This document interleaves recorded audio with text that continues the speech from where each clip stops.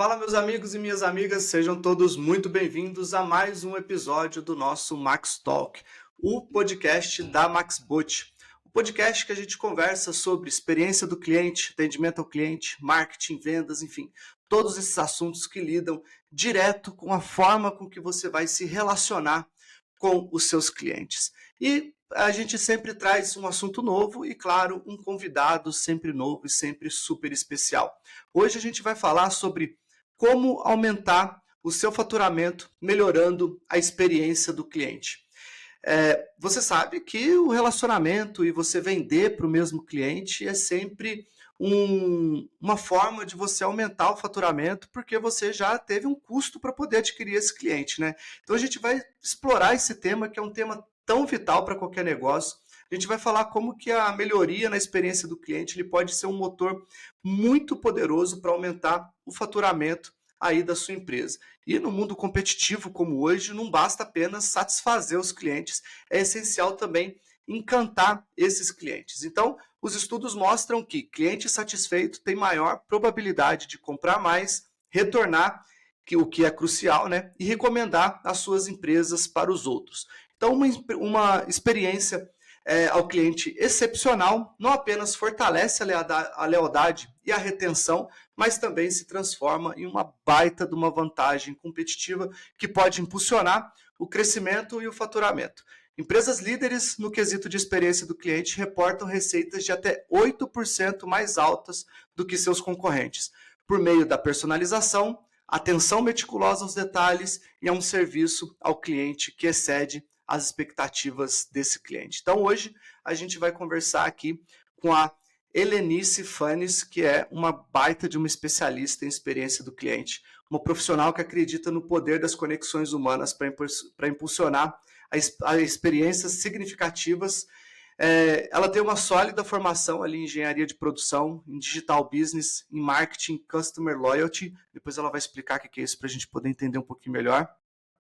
Ela é uma líder que fomenta a cultura orientada para o cliente, trazendo resultados impactantes para o negócio há mais de 15 anos de experiência, mesmo tão jovem, em cargos estratégicos e de liderança em multinacionais como JBS, Bunge ou Bung, eu nunca sei pronunciar o nome da empresa, na WestRock, e ela se destaca por suas habilidades ali em desenvolver estratégias de Customer Experience, ou experiência do cliente, em Commercial Excellence, em Digital Marketing, Customer Loyalty, e suas abordagens focadas no cliente, na criação de valor, é evidente em cada iniciativa que ela lidera.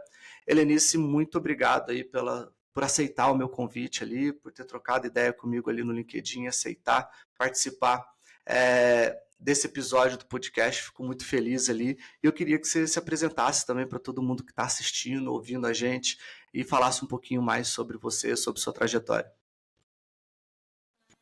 Um prazer estar aqui com vocês, contribuir um pouco mais, falar desse tema que a gente ouve bastante sobre experiências, mas o que realmente isso impacta no dia a dia das empresas e das pessoas, né? Então, eu sou Helenice, eu já passei então por algumas empresas multinacionais, também estou com consultorias, mentorias, e todo esse meu background que iniciou então engenharia de produção, mas nunca trabalhei efetivamente com engenharia, sempre fui mais para a área estratégica, administrativa e depois fui para marketing e fui me especializando cada vez mais. E aí você citou de Customer Loyalty, né? Foi uma especialização, na verdade, que eu fiz na Kellogg, que são os programas de fidelidade. Os programas de fidelidade por exemplo, da Azul, como montar um programa de fidelidade e o quanto que esse programa tem um impacto positivo dentro das organizações. A gente vê cada vez mais um incentivo a esses programas. Até recentemente eu fiquei sabendo e aprendi um pouco mais sobre a Livelo. Tem várias parcerias e você acumula muitas milhas e é um tipo de programa de fidelidade. Então, tem um propósito muito claro e muito efetivo para engajar e aumentar também o faturamento das organizações. Além disso, eu fiz um summit na Disney também, vários outros cursos relacionados à experiência do cliente. E tudo isso me deu um background para estar falando aqui com vocês, mas mais do que estudar, a vivência também, a implementação de uma área de experiência do cliente me trouxe, então, bagagem para estar falando com vocês aqui, dividindo um pouco dessa experiência e constantemente aprendendo, né? Legal, Lenice, legal. Lenice, todo o início de episódio, a gente tenta colocar todo mundo que está acompanhando a gente na mesma página, né? Então a gente tenta trazer algumas coisas um pouco mais conceituais, assim, porque vão ter pessoas que estão assistindo a gente que têm um pouco mais de experiência, então já tem os conceitos bem fixados na cabeça, né? Vão ter pessoas que estão chegando agora que começaram a ouvir, a pesquisar sobre a experiência do cliente, então não tem muita clareza o que é a experiência do cliente, o que pode ser feito e tudo mais. Então eu queria que você trouxesse ali alguns conceitos do que é a experiência do cliente, o que pode ser feito para essa experiência ser positiva e como que ela pode levar ao aumento do faturamento, né? E daí depois a gente vai destrinchar bastante esse assunto ao longo da nossa conversa. Claro. Eu falo que durante a minha carreira eu tive várias áreas que eu passei que tinham nomes bonitos. Então, eu trabalhei em Commercial Excellence, aí depois em Customer Experience. Aí todo mundo, mas o que exatamente faz, né, essa área? E sim, é importante trazer esses conceitos para entender. Quando a gente fala de experiências, outro dia eu estava conversando com a filha da minha amiga. Aí eu falei, não, a tia trabalha, né, com experiência dela. Você é cientista? Não, não é cientista. Que sempre tem muito esse conceito, né? Aqui a gente A gente não é cientista, mas a gente faz teste pra caramba o tempo todo, né? exatamente faz teste, amostragem, né? É quase isso, fazendo ali uma experiência, o cientista dos clientes, né? Uhum. Então, a gente entende, né, que experiência do cliente é todo esse conjunto, então, de percepções que os clientes têm sobre um produto, sobre a empresa, sobre um serviço, todas essas impressões que ficam marcadas, né? Nesse verdade, todas essas experiências elas geram uma emoção, seja positiva ou não tão positiva. E isso pode gerar uma transformação na forma do cliente estar pensando sobre o produto, ou sobre o serviço, ou sobre a marca em si. E aí a gente vai discorrer um pouco mais aqui alguns exemplos.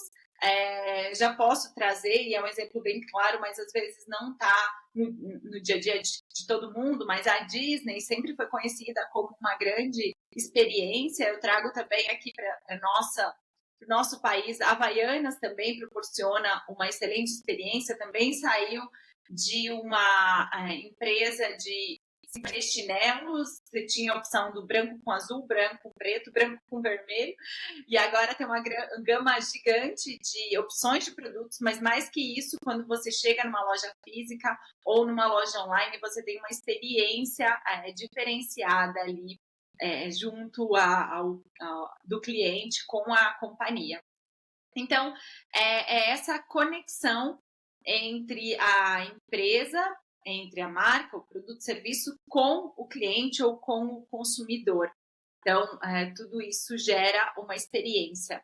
E qual que é a função, então, do analista de experiência? E aí vai variando os cargos, né? Uma gestão de experiência, um head, é melhorar cada vez mais essa experiência para que fique atrativo para o cliente se conectar cada vez mais com essa marca, com esse produto, com esse serviço, e para principalmente fortalecer esse vínculo e recomendar essa empresa para outros clientes. Então, você cria um ambiente muito virtuoso de vendas, não só pelo preço, mas porque a experiência ela é excelente e fez com que um cliente se engajasse, que ele ficasse satisfeito e que ele recomendasse essa empresa. E aí a gente vai falar um pouco mais quanto isso reflete no faturamento também. Legal. Você citou o exemplo da Havaianas. Eu acho que talvez ela seja um dos maiores exemplos de reposicionamento de marca que a gente tenha no Brasil, né? E de experiência do cliente também, de posicionamento para a experiência do cliente, porque ela saiu de uma marca de chinelo barato, vamos dizer assim, ali quando eu era jovem, né? Na década de 80, início de 90, para virar uma marca mundial de chinelo até meio de grife, vamos dizer assim, porque hoje em dia você consegue comprar umas Havaianas aí até meio caras, né? Eu não curto muito Havaianas, né? Mas minha esposa, por exemplo, usa muito, né? Então, a gente às vezes compra para dar de presente e tal, a gente entende um pouquinho do preço. Mas eu acho que ela é um baita exemplo disso, de como que ela saiu, por exemplo, de um chinelo de 3 cores, que você diz, de 3 opções de cores, na verdade, né? Para um chinelo que você entra numa loja, é até difícil você escolher, né? Porque é tanta variedade, tanta coisa, e na hora que você chega no balcão, tem mais ainda opções de personalização que você nem imaginava, né? Então, acho que ela é um baita de um exemplo disso, e eu não sei se você achar que você não conseguiria falar, mas será que você consegue dar um exemplo de como que uma empresa poderia fazer isso que a Havaiana fez para ela poder gerar essa experiência do tipo, hoje eu me apresento como sendo um produto mais simples e barato, ou sendo uma empresa para um público classe CD, vamos supor assim, que eu acho que era mais ou menos o público da Havaianas na década de 90, ali no início da década de 90, para virar um público AB, por exemplo. Né? A Havaianas talvez não seja AB, talvez seja BC, mas mudar tanto assim de público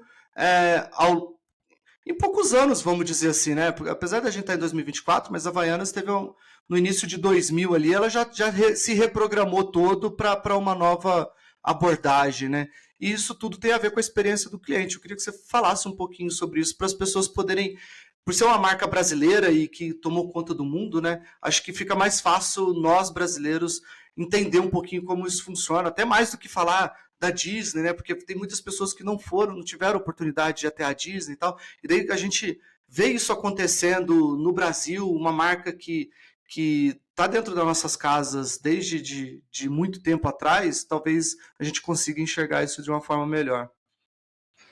Com certeza. E você comentou, né, de valor das Havaianas, né, de preço. Uma vez eu estava viajando e teve uma parceria que a Havaianas fez com a H. Stern. Então, era uma Havaianas, mas que tinha uma joia da H. Stern. Então, era, tipo, $10.000, assim, a Havaiana. Então, tem para todos os públicos. E realmente é bem interessante essa sua colocação, porque não é do dia para a noite, é uma construção. E sempre quando eu pego um caso de consultoria, né, e mesmo quando eu fiz junto com o time a implementação de Customer Experience da área de experiência do cliente, né, você precisa desenhar uma estratégia para a sua organização, para o seu negócio, para o seu produto de experiência do cliente. E nessa estratégia, muito além do que desenhar, ressignificar o produto, redesenhar aquele produto específico, mas ter uma estratégia desde o propósito da organização, como ela quer se conectar com o cliente de forma diferente, qual que é a missão, qual que é a visão. E aí, o que acontece? Porque muitas vezes você pode remodelar o produto ou o serviço, mas se as pessoas que estão ali trabalhando, os colaboradores, não se engajarem com aquele propósito, com aquela missão, com aquela visão, é só mais um produto diferenciado no modelo, mas a sua essência, ela não mudou. Então, a forma de você cuidar do cliente não mudou. A cultura dentro da organização não teve uma alteração. Então, o que a Havaianas fez ao longo desses anos não foi apenas criar cores diferenciadas, modelos diferenciados, além de ampliar o portfólio de produtos dela, que aí foi para bolsa, para relógio, para óculos, né? Então, ela foi estudando esse mercado, talvez inicialmente nem era a intenção, mas ela tinha uma intenção muito clara que ela queria personalizar mais e mostrar para público que o público tem mais opções do que somente um chinelo preto e branco ou um Ford preto, né? Então, isso pode demorar 2, 3 anos, assim como pode demorar 10 anos. E mais do que chegar lá, é sustentar também isso ao longo do tempo. Porque depois que a Havaianas chegou nesse patamar, já vieram várias outras marcas com o mesmo estilo, assim, né? Com uma impressão diferenciada no chinelo, com cores. Outro dia eu até repostei uma marca na Índia, se não me engano, ou em Dubai, de chinelos que você também você pega a base do chinelo, você escolhe a cor, enfim, vários modelinhos de personalização. Então, assim, como ela vai constantemente continuar se diferenciando. E aí, o que era uma experiência lá atrás, que era uma experiência de um produto diferenciado no seu formato, na sua cor, já não é mais suficiente hoje. Então, a estratégia para daqui a 5, 10 anos também já precisa se remodelar. Então, é uma constante mudança. E aí, inicialmente, né, vamos pegar o caso que a gente está discutindo aqui, a Havaianas, ela estava muito em mercados, mercadinhos,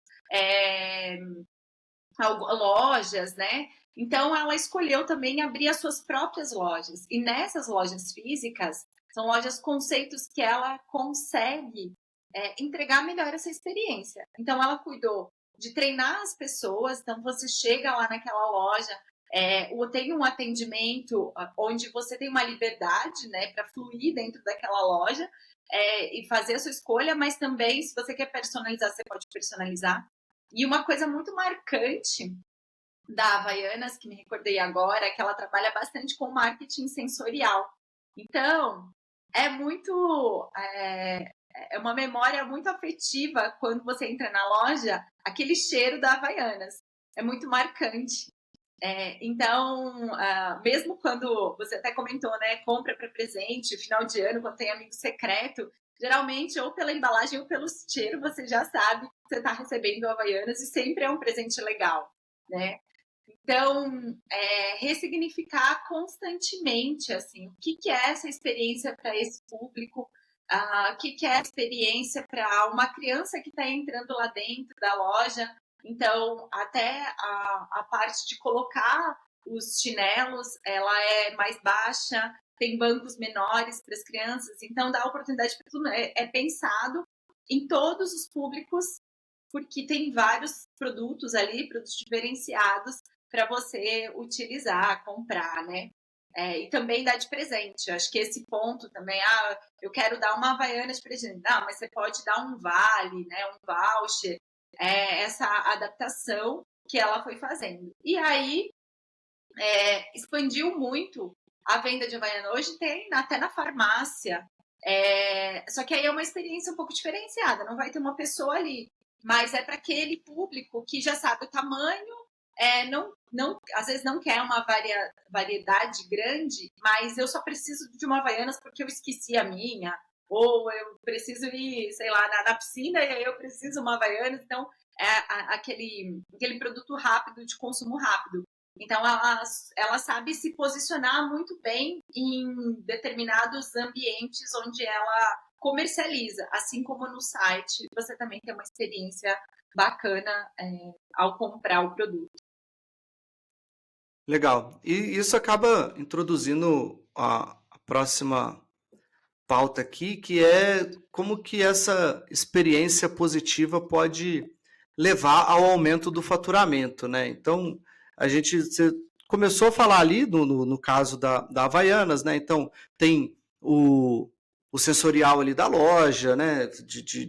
Do próprio ambiente, do atendimento, que você é sempre muito bem atendido, dos banquinhos que são mais baixos, do chão ser quase todo de espelho para você sempre ver como é que você está calçando a Havaiana. Então tem toda aquela experiência da loja ali.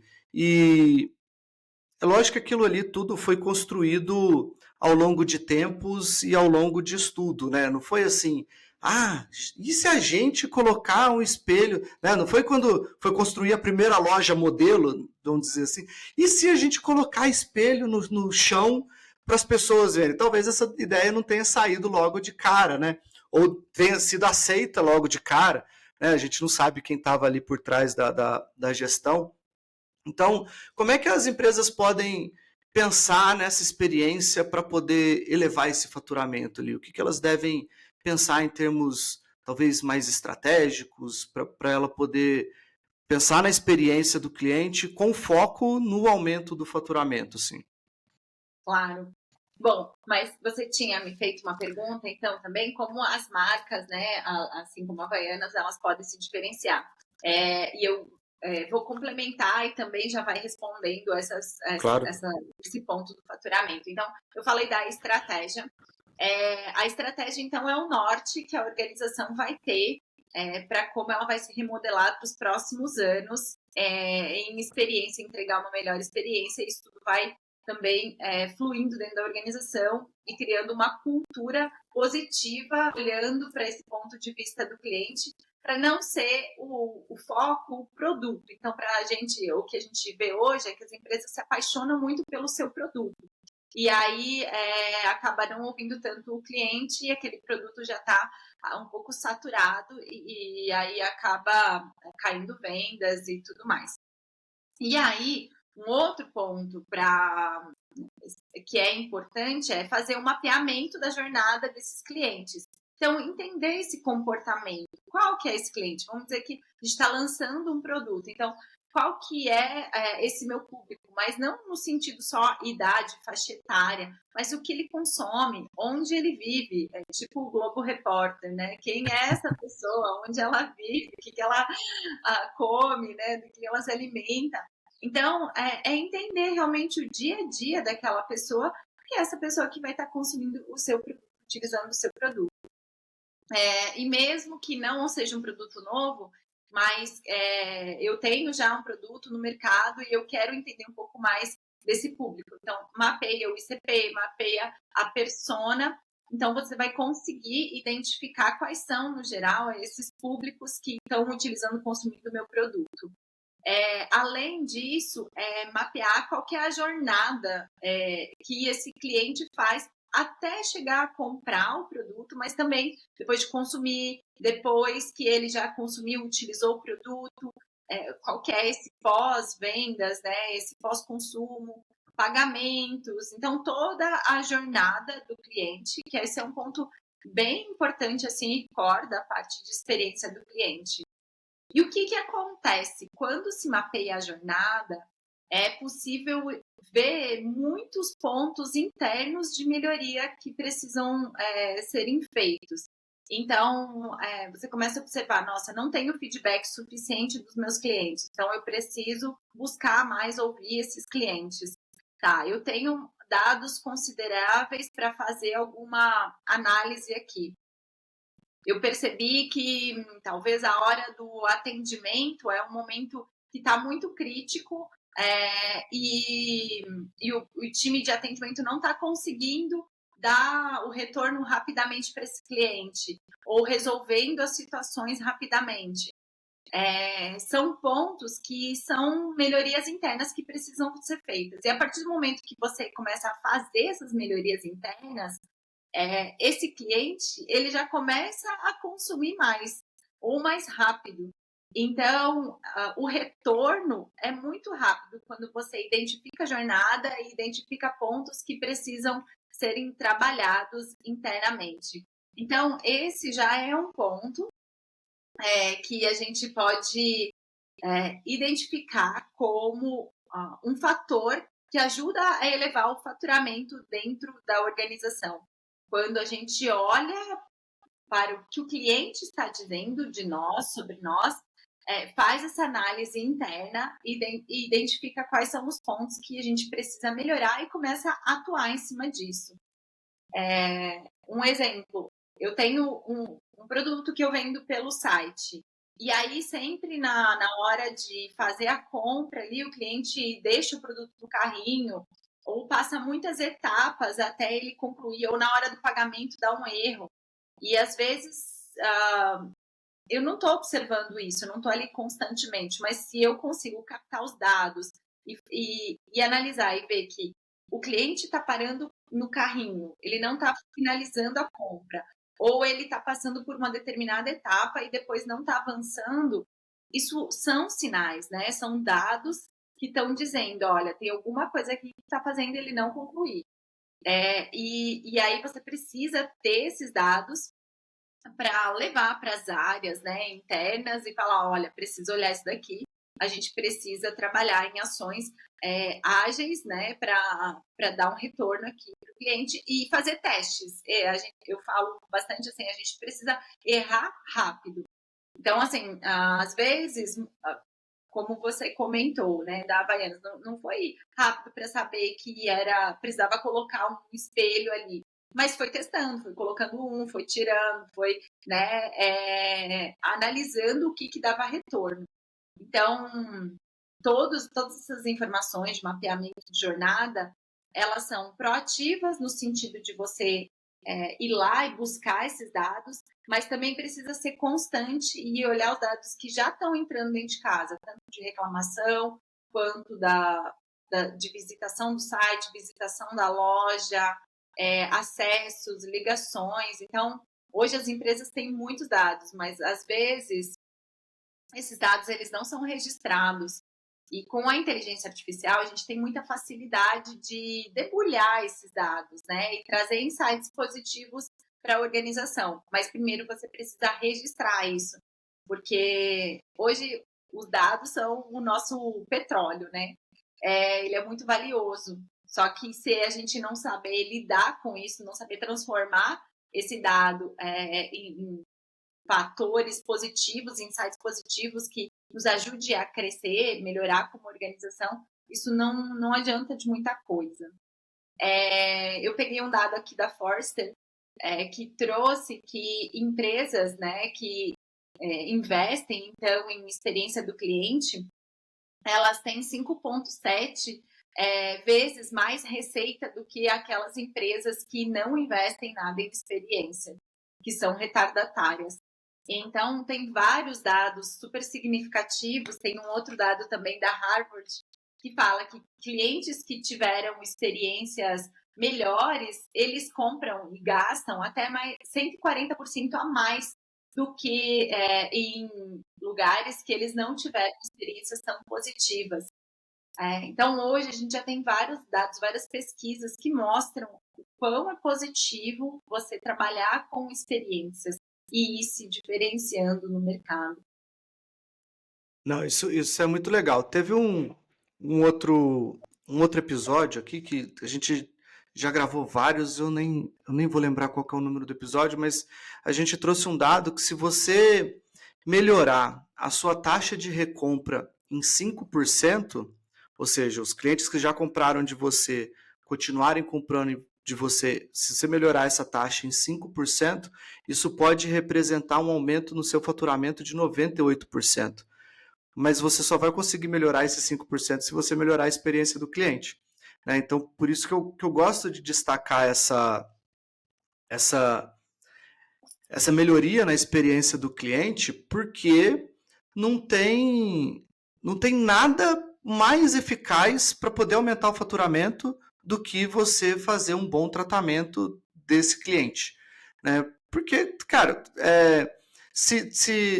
eu sei que isso não é comum na maior parte das empresas, que é calcular quanto que ele investiu para poder trazer um cliente. Se a gente pegar num panorama geral, acredito eu que mais de 90% das empresas não tem esse cálculo, né, do que a gente chama de CAC, né, que é o custo de aquisição do cliente. Eles não vão saber quanto que custou para poder trazer o cliente. Mas esse custo existe. Talvez as empresas não saibam, mas esse custo existe. Só que, se você fizer esse cara continuar comprando de você, esse CAC, que vamos supor que custou R$1.000 para o cara comprar de você, talvez na primeira compra dele ele nem se pagou. Mas daí ele vai se pagando e gerando lucro para você ao longo do tempo. Então talvez você pagou R$1.000 para conquistar esse cliente, mas ao longo do ano ele gastou 10 mil reais na sua empresa. Então, você, na verdade, teve 9 mil reais de lucro com esse cliente, né? Então, isso fica claro da importância de você investir nessa experiência com a ideia de fazer com que esse cliente continue voltando e gastando com você, porque senão essa conta dificilmente vai fechar, né, Helenice? Como é que nas empresas que você passou ali já, né, na WestRock, na Bunge, na JBS, então são todas empresas de referência aqui, e nas empresas que você passou, assim, como é que eles trabalhavam essa experiência para poder continuar vendendo para os mesmos clientes, assim? O que eles continuavam fazendo para poder o cliente continuar? O que eles investiam? O que eles faziam em termos de personalização? Que conta um pouquinho dessa trajetória dentro dessas empresas para o pessoal que é pequeno e médio empresário, que é a galera que mais ouve aqui, que mais acompanha a gente, entender o que as grandes fazem para eles entenderem o que eles podem fazer também. A ideia é essa. Bom, você comentou, né, que não tem nada mais efetivo que aumentar o faturamento que para o cliente. Até tem, na verdade. Se você aumenta o preço, você tem a mais faturamento na veia. Mas o que acontece? Não é sustentável você aumentar o preço e não ter um respaldo, né? Então, se o cliente, por exemplo, você vai lá e aumenta 5%, 10%, 20%, porque é o que você precisa e vai achar N justificativas para isso. Mas se o cliente não enxergar que você está entregando um valor ali para ele, ele vai sair, ele vai buscar um outro fornecedor por preço, porque todo aquele valor que você entregou não foi suficiente para justificar o preço que você aumentou.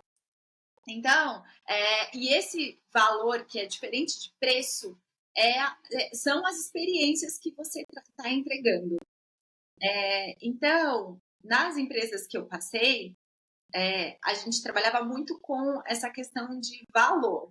Então, você vai vender um produto, mas quais são todos os atributos de valor ou as experiências, né, que você está entregando para o seu cliente? E ele tem que enxergar, perceber isso. Uma das empresas que eu passei era de papel e celulose. E você vende caixa de papelão. Caixa de papelão é commodity. Mas ainda assim, ela tem um valor agregado, porque quando você compara uma mesma medida de uma caixa de sapato com outra caixa de sapato, pode ser o mesmo papel, né? Só às vezes muda ali de um fornecedor o preço. Mas a forma que você entrega essa experiência, tanto entrega no sentido literal da palavra, de fazer essa entrega, fazer com qualidade, fazer no prazo do cliente, não atrasar, não entregar com problemas de qualidade, onde ele tem um retrabalho lá para fazer toda uma devolução. Às vezes, muitas vezes, para a linha de cliente, porque trabalhava com o B2B, né? Então, não entregar com qualidade, você afeta diretamente o seu cliente no tempo dele entregar os produtos dele para os clientes e também em todo o retrabalho que você vai ter também na sua operação. Então, esse ponto de você, às vezes, querer entregar só uma experiência bonita não é suficiente. O básico bem feito, ele é super, super essencial. E muitas vezes ele é negligenciado, assim, a gente não consegue atender tão bem. Então, não adianta, uma coisa que eu reforçava, estender o tapete vermelho para todos os clientes, sendo que esse básico, arroz com feijão ali, não está bem feito. Então, o cliente precisa perceber. E aí, percebendo, ele não vai ter problema em pagar mais para você. Se você não der dor de cabeça para esses clientes, ele já vai falar, nossa, eu nem ouço. O melhor fornecedor, vamos pegar o exemplo do B2B, o melhor fornecedor é aquele que os suprimentos, por exemplo, ele nem ouve falar desse fornecedor. Porque se ele não ouve falar, é porque o fornecedor não está dando dor de cabeça. Agora, se você está constantemente sendo comentado dentro da organização, provavelmente não é por questões de você estar trazendo 1000 melhorias, inovações ou ajudando ali a aumentar o faturamento, reduzindo o custo. Provavelmente é porque tem algum problema que está acontecendo internamente. Então, no B2B, isso é muito mais claro.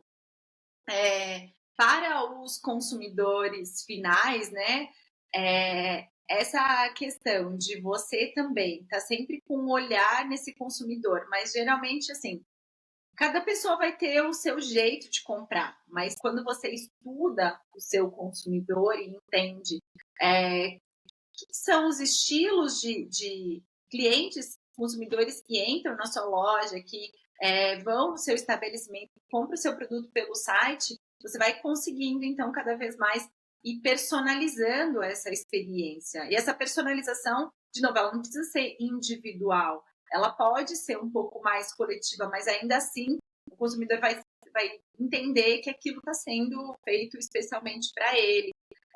Assim como, por exemplo, um atendimento por...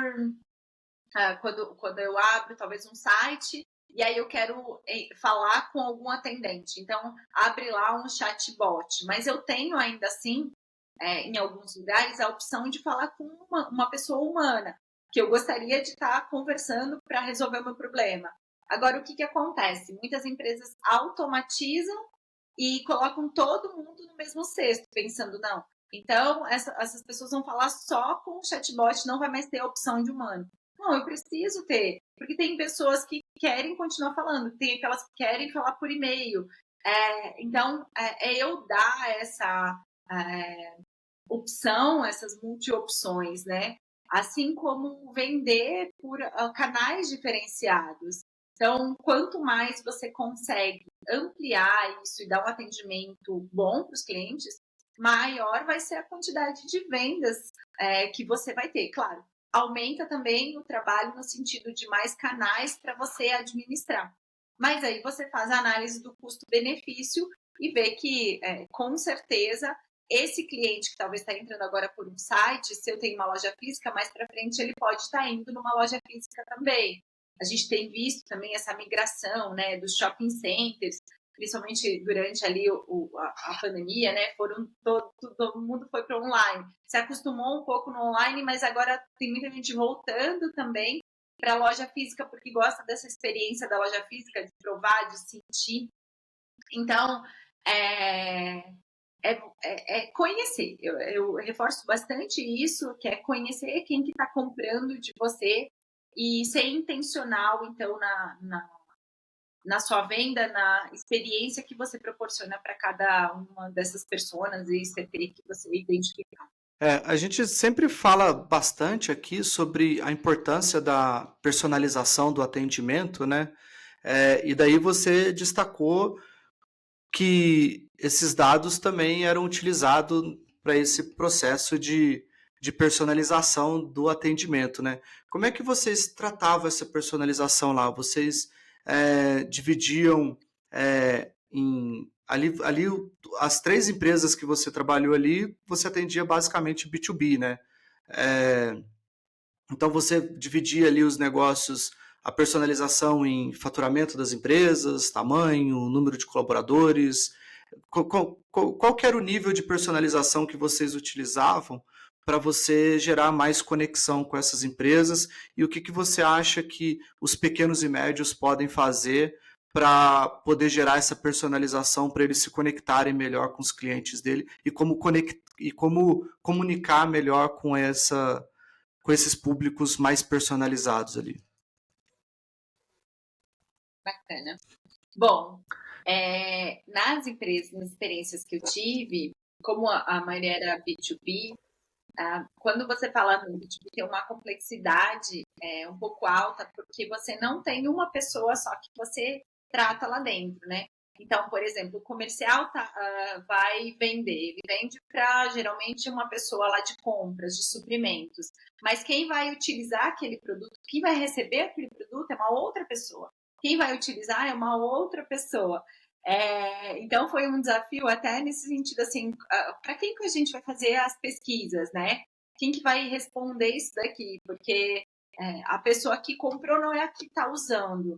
Então, mas eu preciso de uma resposta de quem está utilizando. Mas quem vai utilizar, na verdade, é lá o consumidor final, lá no mercado.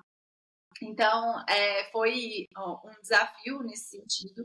Então, a gente entendeu que no estágio que estávamos, era importante ter uma separação dos clientes. Quem que a gente vai criar uma experiência diferenciada e quem que a gente vai criar uma experiência mais standard, assim, mais normal. E isso foi uma das coisas também que eu aprendi no curso de Customer Loyalty, de fazer essa separação entre os clientes, né? E quando você quer priorizar todo mundo, ninguém é prioridade. Quando você quer criar experiências diferenciadas para todos, é difícil.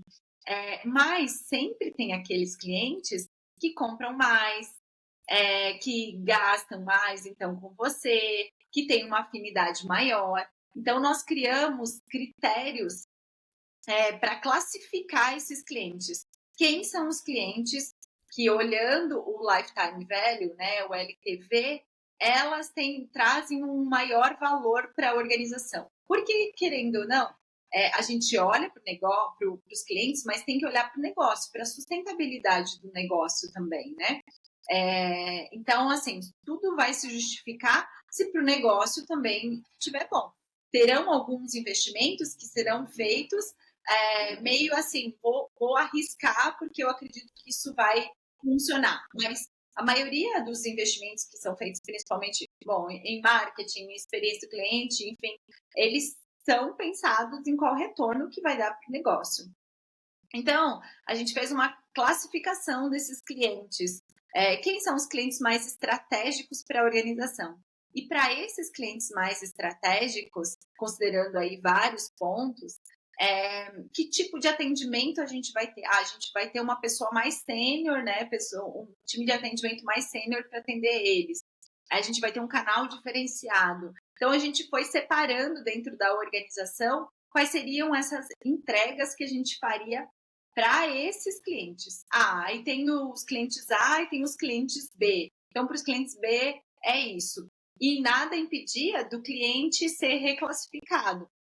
Mas dependia, sim, da gente fazer essas entregas, né? Mas também dele dar um retorno. Assim. Será que ele vai comprar mais? Muitos desses clientes que o B2B tem, ele, às vezes não está concentrado em um único fornecedor. Então, será que ele vai migrar alguma parte dessa compra também para a gente? Ou vai ficar dividindo? Né? Como vai ficar essa entrega do dinheiro dele, na verdade? Né? Como que ele vai fluir esse dinheiro para a gente? Então, esse ponto é bem interessante. E aí, fazer sempre a validação, tá? Eu personalizei essas experiências para esse grupo de clientes. Sempre fazer a validação com KPIs e entender. Ele está enxergando valor realmente nisso? Ou o que eu estou entregando é muito a mais do que ele está pagando, porque ele não está reconhecendo? E aí pode ter dois fatores, né? Um dos fatores é da gente não estar conseguindo mostrar esse valor, ou às vezes você realmente está errando ali na forma de cobrar, na precificação. Então, tem esse desafio de você personalizar, mas o desafio maior é de você mensurar essa personalização e realmente trazer valor, então, trazer retorno para o negócio em cima disso. Agora, quando a gente fala no consumidor final, no cliente final, hoje tem muitas formas de personalizar. Eu vou pegar um caso diferente aqui, vou pegar uma clínica, um consultório, né? Hoje a gente tem aquele padrão, a gente agenda uma consulta, às vezes já é uma dificuldade enorme, né, para você conseguir um espaço na agenda. E aí já tem também uma oportunidade. Por exemplo, às vezes é um cliente, um paciente frequente ali naquela clínica ou naquele consultório. Mas provavelmente aquela empresa, ela não sabe que aquele cliente é frequente, porque às vezes ela passa vou pegar uma clínica onde tem vários especialistas, passa com um especialista, passa com outro, faz os exames, mas querendo ou não, é um paciente que está trazendo mais dinheiro para aquela clínica e pode recomendar aquela clínica para outros lugares. Por que que numa agenda, por exemplo, uma pessoa poderia ter prioridade num atendimento ali? Mas, claro, tem toda uma organização que precisa ser feita. Além disso, você chega lá nesses lugares, geralmente a pessoa não te chama pelo nome, assim. Mas se você está num horário, né, tem um range ali de pessoas que estão naquele horário, ou você fala, não, eu marquei uma consulta para as 15 horas. Quantas pessoas marcaram uma consulta para as 15 horas? Deveria ser você. Então, assim, desde essa personalização de chamar pelo nome, de mostrar que aquela pessoa tem um valor, o tempo da pessoa é precioso, então ainda acontece nos dias de hoje, o médico ou a médica atrasar muito, atrasar 1 hora, 2 horas, isso assim, a experiência até ali pode ter sido maravilhosa, mas se o básico bem feito, que é acontecer a consulta no horário, isso não ser respeitado, já é uma coisa muito ruim, assim, na experiência. Então, provavelmente, já se espera ali uma avaliação não tão positiva, ou uma não recomendação. Ou uma recomendação assim, olha, eu até gosto daquela clínica, mas sempre atrasa. Aí a outra pessoa vai falar, não, o meu tempo eu não posso atrasar, então já não vou me consultar lá. Então, você vê como isso se propaga muito rapidamente. E hoje, com os meios que a gente tem, por exemplo, o Google Review, o Reclame Aqui, o Dr. Halha, isso fica muito evidente, esses feedbacks. Antes, talvez você não tinha muita, a gente não tinha muita ciência, mas esse cuidado é bem importante. Então, o que é o básico de atendimento do paciente? E o que a gente poderia personalizar? Então, dá para fazer N coisas, desde você explorar mais esse marketing sensorial, quanto mais eu ter uma agenda mais espaçada, onde eu garanto que só vai estar esperando ali no consultório aquela pessoa que é daquele horário, porque ela não vai ter contato com outras pessoas. Às vezes é uma consulta um pouco mais, sei lá, sigilosa, né? Ou dependendo da especialidade, a pessoa também não gostaria de se expor. Então, tem várias formas. Bom, citei um exemplo de clínica que é bem diferenciado do que a gente está falando, mas para o público aqui entender que tem muitas formas de você personalizar. Claro, cada negócio tem que ser estudado, mas isso faz muita diferença na satisfação do cliente. Legal. Ô, Helenice, você falou um pouquinho sobre a especialização que você falou, que você fez, né, sobre Customer Loyalty. Queria que você falasse um pouquinho mais o que você viu nessa especialização, o que ela é tratada, do que se trata o Customer Loyalty, né, para quem não está acostumado principalmente com o nome em inglês. Falasse um pouquinho mais sobre isso para as pessoas poderem, pelo menos, terem uma palavra-chave para buscar depois no Google, vamos dizer assim, falou assim, ó, interessei por isso e quero procurar e saber mais, sabe?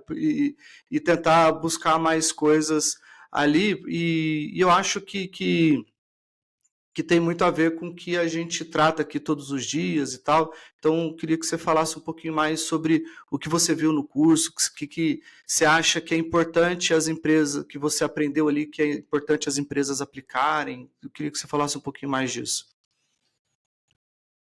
Bacana. Bom, o Customer Loyalty, então, é a fidelidade do cliente. E aí a gente pode conquistar a fidelidade de várias formas, mas primeiro, queria falar assim, o quanto é importante a gente ter a fidelidade do cliente. E o que é essa fidelidade? É aquele cliente que sempre está comprando da gente. Vamos pegar uma loja de roupa, pegar uma loja de roupa feminina. Então, eu posso sempre estar voltando naquela loja. Por mais que mude a estação, sempre está me agradando o que aquela loja tem, a experiência que ela está passando. Por que isso é bom para o negócio? Porque tem um custo de aquisição do cliente baixo. Porque você já não precisa pagar, por exemplo, uma propaganda ou uma forma de tráfego pelo Instagram, trago esse exemplo, ou, por exemplo, fazer panfletagem, né? Tem N, ou colocar um outdoor. Esses clientes, eles já vieram de alguma forma, então esse custo você não vai ter. Então, e o que acontece? Aquela pessoa, ela já conhece, aquele cliente, ela já conhece o teu produto. Então, a venda ali é muito mais fácil, porque ela já chegou na sua loja ou na sua empresa, conhece o seu produto, e o que vai fazer ela comprar? Provavelmente o atendimento, o convencimento ali, o relacionamento que você tem com esse cliente, com esse consumidor. Então, esse é um dos benefícios de você ter clientes fiéis. Além disso, clientes fiéis, eles geralmente recomendam positivamente a sua marca, o seu produto, o seu serviço. Quando eles recomendam, vamos pensar, quando eu estou precisando comprar um sapato. Eu vou na loja que eu não conheço ou vou na loja que uma amiga minha recomendou? Provavelmente eu vou na loja que uma amiga recomendou. Ou vamos pegar um produto mais específico da indústria. Válvulas para válvulas que precisa no seu processo industrial. Eu vou comprar uma válvula que eu encontrei aqui num catálogo, ou vou comprar uma que já foi recomendada, ou de uma empresa que eu já trabalhei, ou de conhecidos. Então, provavelmente, eu vou primeiro na de conhecidos, vou fazer o teste e tal. Então, essa recomendação é muito importante e se ganha muito tempo. Então, a fidelidade é importante nesses dois sentidos e em N sentidos, porque um cliente que ele é fiel, ele gasta mais também com você. Então, ele consome mais. Então, assim, só tem coisas positivas. O curso em si, ele era tanto voltado para essa questão de você olhar para os seus clientes e conseguir entender que todos os clientes eles são importantes, mas tem alguns que são mais importantes que outros. Isso ainda, na experiência do cliente, tem um pouco de tabu, porque muita gente fala, não, para todo mundo a experiência tem que ser igual. Isso é um ponto que eu discordo, porque você tem que fazer experiências mais personalizadas e se o cliente ele é um cliente que compra uma vez por ano, ele não tem que ter o mesmo tratamento ou a mesma experiência de cliente que compra o ano inteiro. Você pode fazer algumas abordagens de experiência para conquistar, para que ele continue comprando ou compre com mais frequência. Mas, por exemplo, eu vou convidar para um coquetel de final de ano esse cliente que é spot. Provavelmente não, porque não vale, ele não paga a conta no final do mês, né? Então, ter essa diferenciação. O segundo ponto, que era bem focado o curso, era para montar os programas de fidelidade nas empresas. Então, vamos pegar um exemplo das programas da Azul ou das companhias aéreas que são mais evidentes, ou mesmo o programa do Pão de Açúcar, por exemplo, né, que você tem lá para acumular pontos. Então, era montar essa estratégia desse programa e como que você vai premiar esses clientes. O que acontece? Quando você monta um programa de fidelidade, você cria, então, como se fosse clubes de pessoas. Então, vai ter aquele que vai ser que vai ser o diamante, vai ter aquele que vai ser, talvez, o prata. E o que diferencia? O que diferencia ele é o quanto que praticamente ele coloca de dinheiro na sua empresa. Então, se ele coloca mais dinheiro na sua empresa, ele vai ter mais benefícios. Então, ele vai ter, por exemplo, vamos pegar de companhia aérea, uma passagem cortesia diferente daquele que só voa uma vez no ano. Mas aquele que voa mensalmente, que já está numa categoria melhor, então ele vai ter benefícios. Então, basicamente era isso. O programa de benefícios, ele encaixa, né, quais os benefícios para determinados públicos, mas mais que benefícios, são quais experiências que você vai estar proporcionando. Então, é super interessante. Isso tem aumentado muito nas empresas. em diferentes segmentos, assim, esse grupo de fidelidade tem sido um diferencial também para os consumidores comprarem. A gente vê, eu vejo ainda bastante, como eu fiz esse curso também, muitas coisas para melhorar, né? Eu vou no Pão de Açúcar e ainda tenho que pegar selinho, né? Por que isso? Ou ainda preciso ativar as ofertas, né? Provavelmente, nunca conversei com o Pão de Açúcar sobre isso, mas provavelmente tem gente que gosta ainda do selinho. Agora, a questão de ativar ofertas, né? Se eu já estou lá no mercado, por que não tem um RFID que já identifica que eu estou no mercado, ou que alguma forma, né, que pela geolocalização está identificando, então já ativa as minhas ofertas, ou me oferece produtos que eu costumo comprar, porque eles têm todo o meu histórico, e oferece, então, desconto nessas marcas, não que seja uma oferta normal, assim, que todo mundo tem, né? Hoje, por exemplo, tem um grupo de farmácias que já consegue. Então, você tira lá, imprime e os seus descontos são personalizados conforme o que você mais consome, né? Então, acho que tem muitos programas de fidelidade bacana, dá para melhorar bastante. Eu sinto que ainda as empresas divulgam pouco esses programas de fidelidade, geralmente só quando a pessoa está ali na loja e aí ela já está no final da compra e aí ela quer ir embora e aí a pessoa fala, tem um programa de fidelidade, sendo que poderia ter sido uma abordagem talvez antes e mostrar todos os benefícios, porque o retorno que as empresas têm criando um programa de fidelidade é excelente, mas gera um trabalho bem grande de você fazer a gestão de tudo isso. Então, às vezes, as empresas se perdem um pouco nesse processo, mas vale muito a pena e tem um retorno direto na margem, no lucro da companhia. Um exemplo disso é na farmácia, igual você falou, né? Tem uma farmácia de rede grande aqui próximo da minha casa, que eu acabo sempre comprando lá. E só no final do processo, quando eu já pedi os medicamentos que eu compro lá e tal, que eles imprimem o negócio e falam, essas aqui são as promoções que você tem hoje. Agora eu não quero mais saber de nada, agora eu só vou passar no caixa e vou rapar fora. Né? Então isso teria que estar no início do processo mesmo, concordo totalmente. Helenice, esses programas de fidelidade, você acha que eles são para qualquer tipo de empresa? Qualquer tipo de empresa pode criar um programa de fidelidade? Ou você acha que funciona mais para um segmento, menos para outro? Enfim, qual que é a sua opinião sobre isso? Eu acredito que qualquer empresa pode criar o programa de fidelidade, mas não necessariamente ele precisa ser mostrado para o cliente.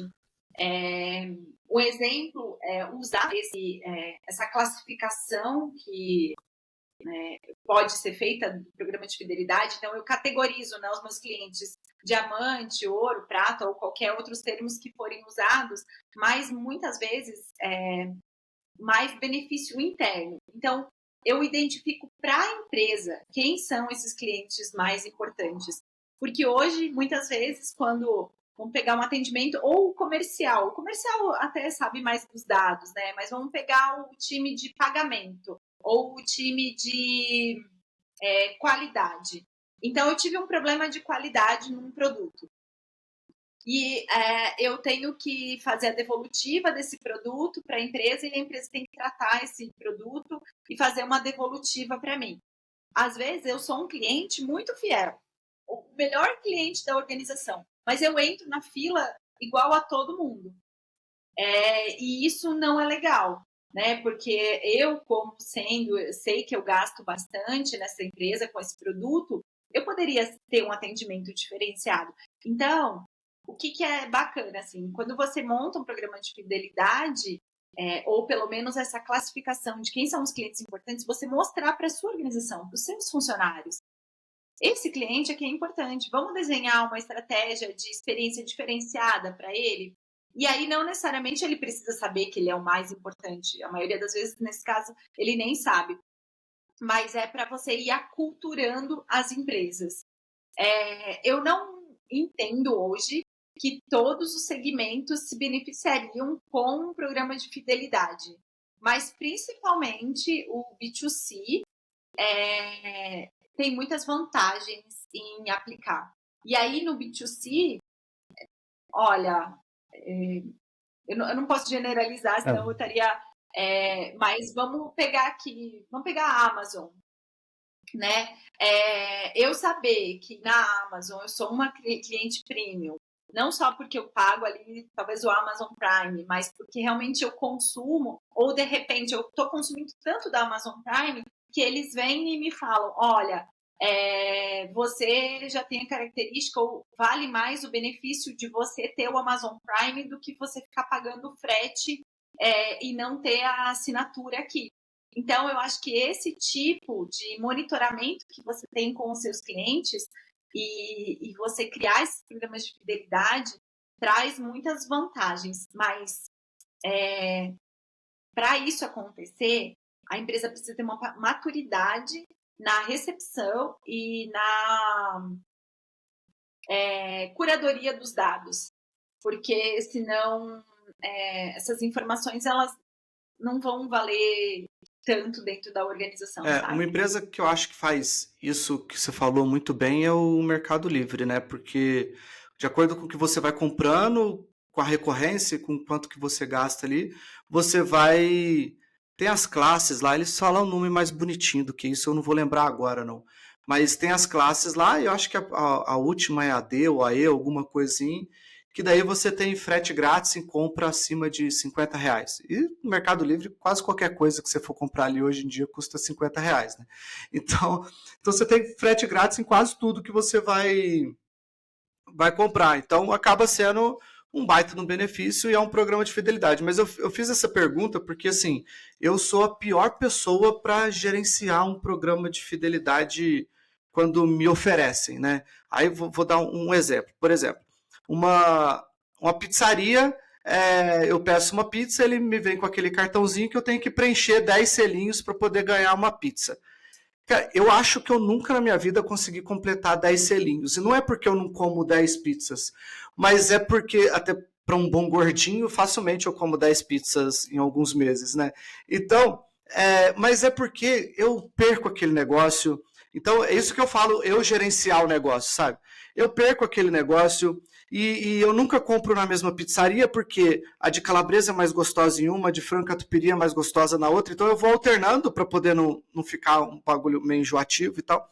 Então eu sou a pior pessoa para gerenciar isso. E daí, uma coisa que eu queria falar aqui, se você vai criar um programa de fidelidade, cria uma forma. Existe um monte de ferramenta hoje na internet de programa de fidelidade. Você pode contratar uma, não sei custo, não sei indicar, porque a gente não utiliza nenhuma e tal, mas joga aí no Google que deve encontrar algumas com preços bons, indicada para diversos tipos de negócio e tal.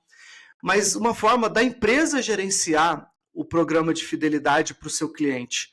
Porque igual a mim, eu tenho um amigo que ele completa todos os cartões lá, não sei como é que ele consegue gerenciar isso, mas eu não sou uma boa pessoa para fazer gestão disso. Então, se a empresa gerenciasse, ela falasse assim, ó, a pizza do seu próximo final de semana é grátis. No próximo final de semana eu ia estar pedindo uma nova pizza, você entendeu? Eu não ia ficar esperando o próximo mês ou daqui a algumas semanas, enfim. Eu ia querer usar esse benefício o mais rápido possível. E daí depois eu ia acabar pedindo outra para poder estimular, sabe? O que eu quero chegar a falar é que quando você faz com que o seu cliente gerencie esse programa de fidelidade, isso gera menos estímulo para ele ficar consumindo de você. Quando você cria esses estímulos, cara, para essa parada, o iFood é muito foda para isso. E a gente fica falando um monte de nome de empresa aqui, nenhuma dessas empresas patrocina a gente não, tá? A gente só tá falando, por enquanto, mas a gente só tá falando coisas porque são programas que a gente admira dessas empresas, e se a gente admira, a gente fala mesmo, não tem problema não. E eles estimulam como que a gente deve consumir deles com esses programas de fidelidade. E daí o iFood tem lá É até uma forma do próprio iFood se remunerar, além das comissões que ele ganha do restaurante, para você ter mais cupom de desconto. Enfim, eles criam as formas dele lá, mas que não deixa de, no final do dia, ser um programa de fidelidade para você continuar usando o iFood. O objetivo dele é que você continue usando o iFood, você não peça direto para o bar ou restaurante. Então, a fidelidade dele é em relação ao aplicativo e não em relação a um restaurante específico, né?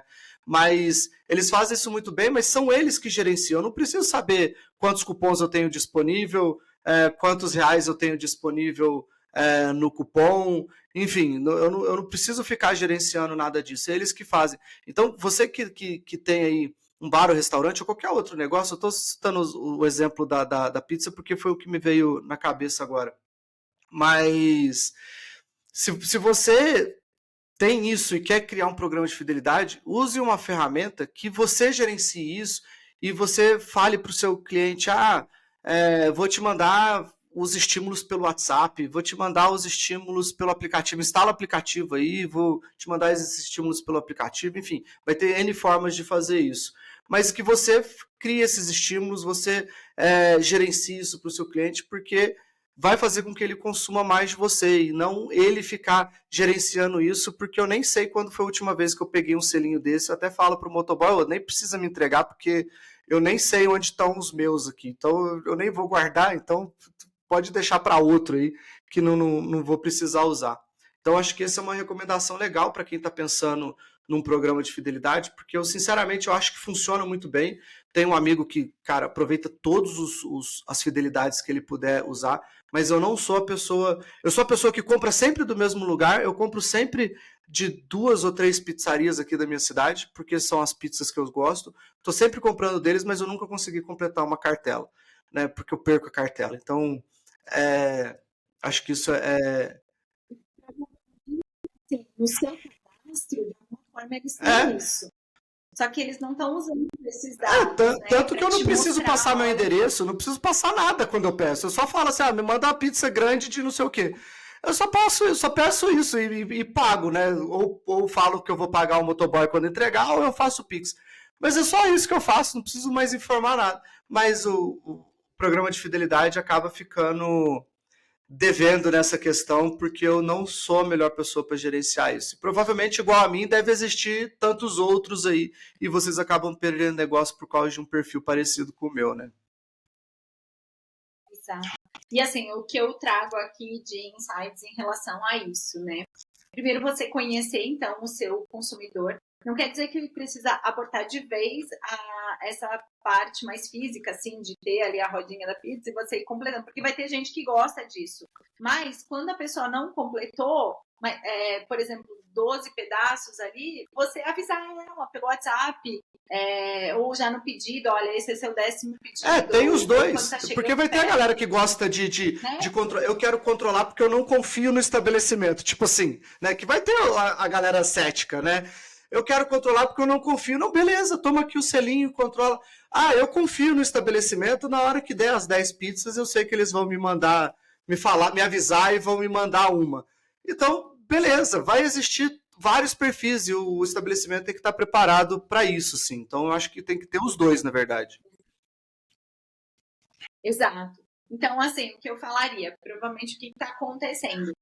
O estabelecimento não está mapeando a jornada desse cliente, porque ela não sabe o que ele faz com esse selinho, né? Ela está imprimindo, está gastando com gráfica. Esse tempo do motoboy, talvez entregar ali, ou às vezes esqueceu, vai voltar ainda para buscar. E ela não está mapeando, é um custo talvez desnecessário que ela poderia estar investindo de uma outra forma que vai trazer mais. Então, esse mapeamento da jornada faz você entender e conhecer mais qual etapa que não está funcionando direito o seu selo. E aí, pelo número de clientes, por exemplo, e a frequência de compra, você deveria ter uma ideia. Olha, segundo isso daqui, esse mês eu teria que estar dando 20 pizzas, mas eu estou dando uma só. Então, quer dizer, então não está funcionando. Aí, às vezes, o estabelecimento fala, não, mas isso é vantagem, porque eu teria que dar, mas não é vantagem. Tem menos pessoas comprando no final. Exatamente. Poderia estar comprando mais. Um outro programa que eu gosto, a gente de novo, também não está ganhando nada, mas que veio e está funcionando bem, é o Stix, que ele tem uma abrangência tanto em farmácias quanto em mercado, algumas parcerias, e é bem legal. Quando eu vou no mercado ou na farmácia, no caixa eles já falam, você tem R$10 aqui de Stix, você quer abater ou você quer ainda acumular? Então, a pessoa do caixa ali já está olhando.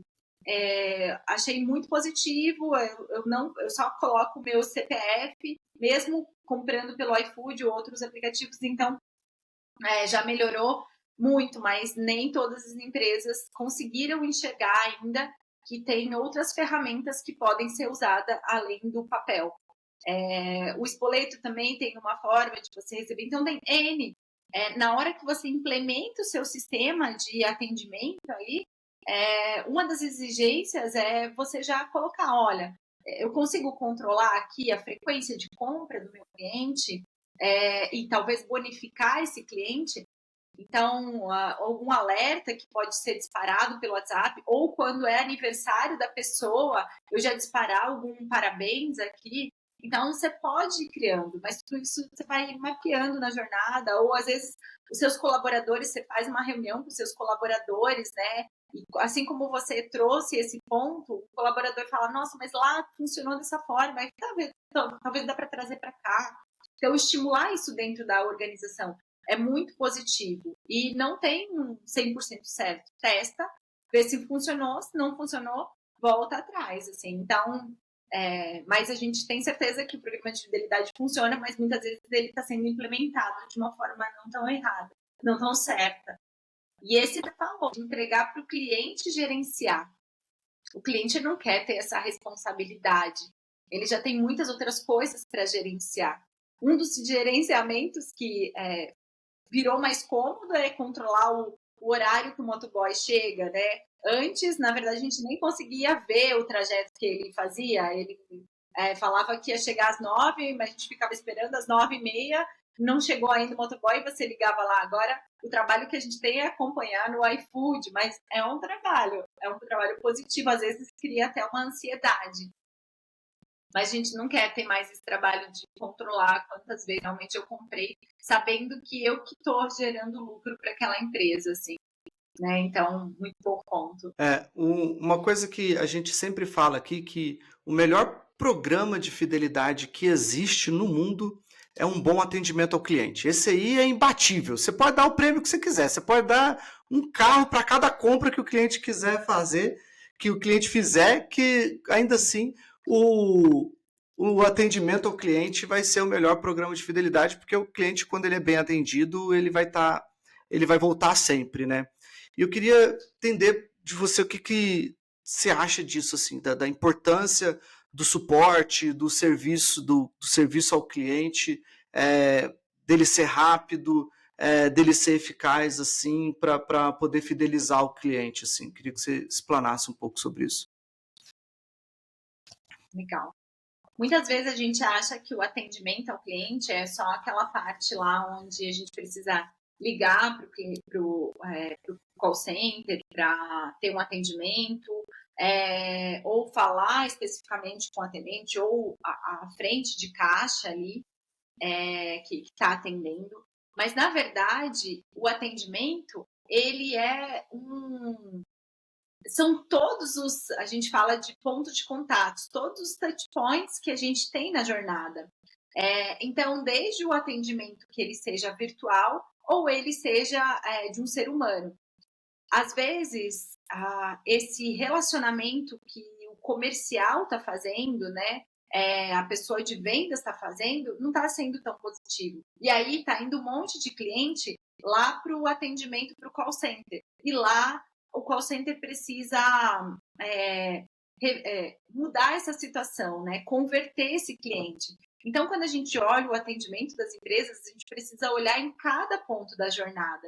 Às vezes, tudo isso foi certinho, funcionou excelente. O time de vendas fez a sua venda corretamente, o time de atendimento fez corretamente, mas na hora de efetuar o pagamento, na hora do caixa, você fica numa fila, tem poucos caixas, acontece em mercado, em banco, enfim.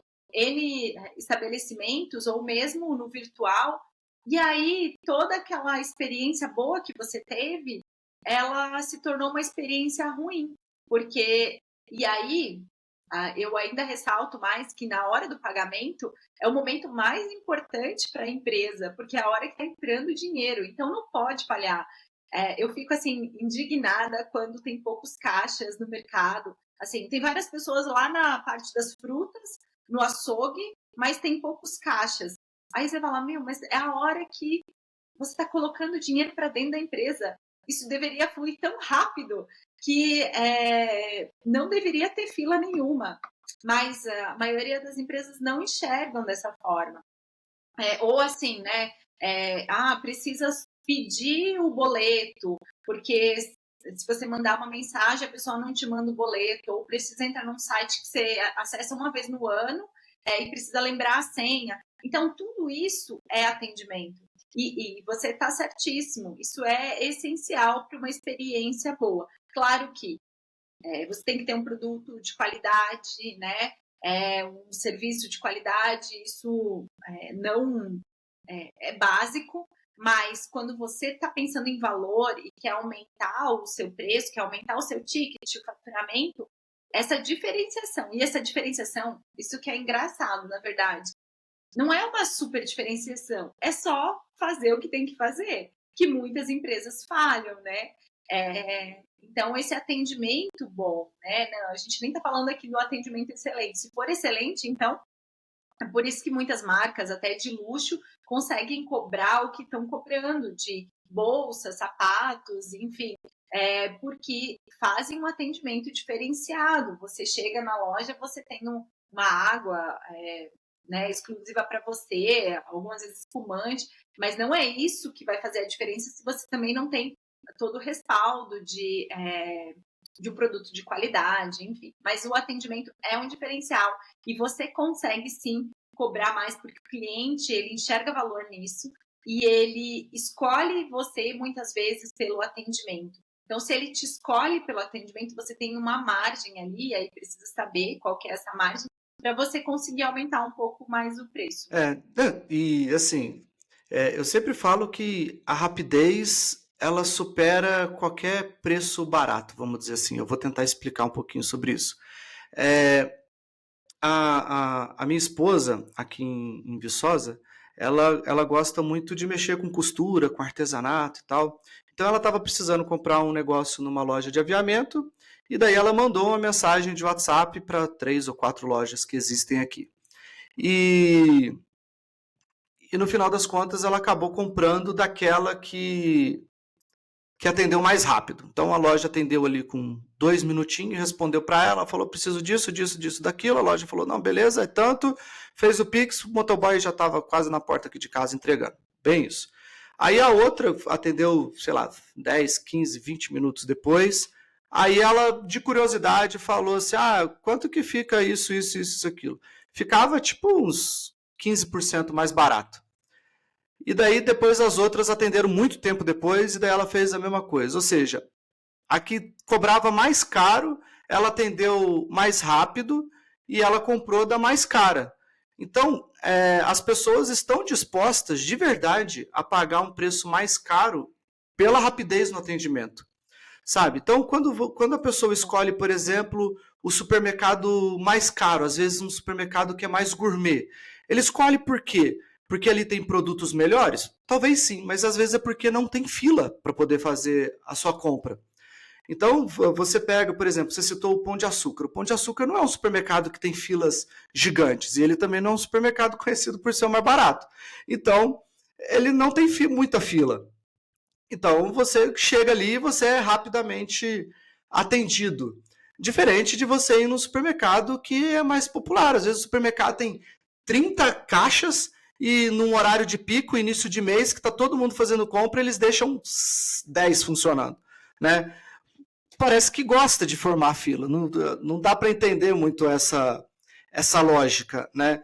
Então as pessoas ficam insatisfeitas, mas acabam indo comprar ali porque é o único lugar que às vezes o salário permite fazer a compra das suas refeições, né? Então Tem muito isso. Mas, assim, as pessoas estão, de fato, dispostas a pagar um pouco mais pela rapidez, pela agilidade e tudo mais, porque dessas lojas de aviamento era exatamente o mesmo produto, era exatamente as mesmas marcas, era exatamente tudo igual, não tinha diferença. A diferença foi única e exclusivamente no atendimento. O atendimento o atendimento mais rápido, no final das contas, foi o que levou à compra. Né? Então, as pessoas que querem prestar uma experiência boa de verdade, uma experiência do cliente de verdade, querem fazer um atendimento bom, pensem também na rapidez. Não só liberar canal, que eu atendo pelo WhatsApp, pelo Instagram, pelo Facebook, por não sei o quê, que eu tenho a loja, tenho não sei o quê, não sei o quê, não sei o quê. Tem lá 300 canais, mas todos os 300 canais demoram 5 horas para ser atendido. Não vai gerar uma boa experiência. Talvez compense você ter 2 canais só, mas ter um bom atendimento nesses 2 canais, do que você ter 1 milhão de canais e não atender bem em nenhum desses canais, né? Então, tenta pensar isso e mapear isso dos seus clientes, porque eu acho que os seus clientes estão dispostos a pagar talvez 15%, 20% a mais por ter um serviço um pouco mais rápido, e você precisa entender que se eles estão mandando uma mensagem no seu WhatsApp, no seu Instagram, no seu Facebook, eles estão mandando para você e para outros concorrentes seus também. Então eles não estão comunicando só com vocês, eu amo essa empresa, vou mandar mensagem só para ela. A fidelidade não é bem assim que funciona, ninguém é tão fiel assim. Tá? Então, pensem nisso na hora de montar esses canais e pensar, porque hoje se fala em muito omnichannel, multicanal, muitas experiências e tudo mais. Eu até concordo com tudo isso, você deve construir isso, mas sempre construir aos poucos, montando uma experiência que seja boa para todo mundo, assim, né? Então, acho que isso é um disclaimer que precisa ser dito para poder entrar bem na cabeça das pessoas. Helenice, quais as estratégias mais eficazes que você já viu ali que converteram numa experiência positiva e em vendas repetidas, assim, que acabaram fazendo com a venda repetida? Que estratégias que você já viram funcionar bem? A gente falou aí um monte, né, de fidelidade e tudo, mas vamos tentar explorar algumas outras. Você fazer um relacionamento mais próximo com esses clientes, para você entender realmente a necessidade. Por exemplo, vamos pegar o exemplo ali do armarinho, né? A sua esposa já tinha ali o que ela precisava comprar. Pelo que ela comprou, ou dependendo como a pessoa atendeu ela, talvez já entendeu o que ela queria construir, o que ela quer fazer. E lá na frente, não tanto tempo, mas 1 ou 2 semanas, chegou alguma novidade naquele sentido de artesanato ou costura, enfim, você pode estar mandando essa novidade já para sua nova cliente. Então, já é uma forma de você aumentar a sua recorrência de vendas. Você tem uma ideia, talvez, de como a pessoa quer construir o seu produto. Por exemplo, tem muitos armarinhos que estão dando cursos também. Talvez essa pessoa está iniciando, então já dá para oferecer, olha, você está iniciando, você faz assim, você constrói esse relacionamento mais próximo, com uma entrevista meio intencional, para entender quais são as dores realmente dessa cliente, qual que é a intenção dela, que eu posso estar ajudando aqui. Então, isso é muito eficaz, porque dá um retorno muito rápido. Você consegue fazer aí um cross-sell, um upsell, rapidamente nas suas vendas. E aí, nada melhor do que você explorar clientes que já estão dentro de casa para aumentar esse volume de vendas. E quando você estava comentando dos exemplos, né, realmente entender, por exemplo, eu posso ter uma lanchonete que fica perto de uma...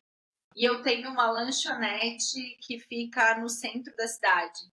Os picos, né, de demanda, eles são diferentes. Então, quando você entende o que é qual que é a dor do meu cliente? Vamos pegar de uma escola, né? Eu vou ter ali talvez adolescentes que têm pouco dinheiro, não levam tanto dinheiro, mas eu tenho uma concentração, que é na hora da saída ou na hora do lanche, que eles vêm me procurar. Logo, eu preciso ter um atendimento rápido nesse momento, principalmente, para eu ter um fluxo ali. Então, eu preciso conhecer esse público e me adaptar para esse atendimento mais rápido. Agora, eu vou ter uma loja, por exemplo, uma loja boutique em algum bairro mais nobre da cidade. A pessoa lá, ela não quer agilidade, ela quer uma atenção. Muitas vezes a pessoa fica 1, 2 horas na loja, 3 horas, enfim, provando várias coisas, porque ela vai para um evento X e ela quer entender, né, todas as possibilidades. Então, esse conhecimento do cliente vai fazendo você se adaptar à sua forma de atender, né? Então, acho que e também junto com criar esse relacionamento com os clientes. Além disso, atrair os novos clientes, e aí tem vários canais de atração, mas depois que você atrair, porque tem um custo alto e hoje cada vez mais alto para você atrair esse público, você também buscar fazer essa retenção, porque senão é como se fosse um balde furado, que você atrai, mas está perdendo vários, então isso não é sustentável. Mas claro que para o negócio crescer, você precisa sempre estar atraindo clientes novos, retendo, e aí você vai transbordando esse balde para daí ficar muito claro, olha, eu preciso investir, eu preciso ampliar essa empresa, esse negócio está funcionando muito bem, porque eu estou conseguindo administrar todos esses clientes. Um outro ponto que eu diria assim, que é essencial, eu acho que a gente teve uma perda aqui, mas um outro ponto que é essencial, então, é você agilizar as melhorias que você faz para os clientes. Então, se você faz melhorias internas, você tentar sempre mostrar para o cliente que você está fazendo constantes inovações, constantes melhorias, e que ele foi ouvido, que o cliente foi ouvido dentro da organização. Acho que esse é um ponto importante. Eu continuei aqui, Ron. Tranquilo, tranquilo. Mas acho que deu tudo certo aqui. Certo. Helenice, tem algum exemplo que você pode dar de pequenas mudanças na experiência do cliente, mas que geraram um aumento no faturamento da empresa? Tem. A partir do momento, vamos pegar os exemplos que eu tive de consultoria e de empresas, né? A partir do momento que a gente ouviu mais o cliente, coletamos esses feedbacks em pontos estratégicos da jornada, foi possível priorizar o que precisava ser feito. Porque quando você desenha a jornada, você vai ver um monte de oportunidades internas que precisam ser trabalhadas.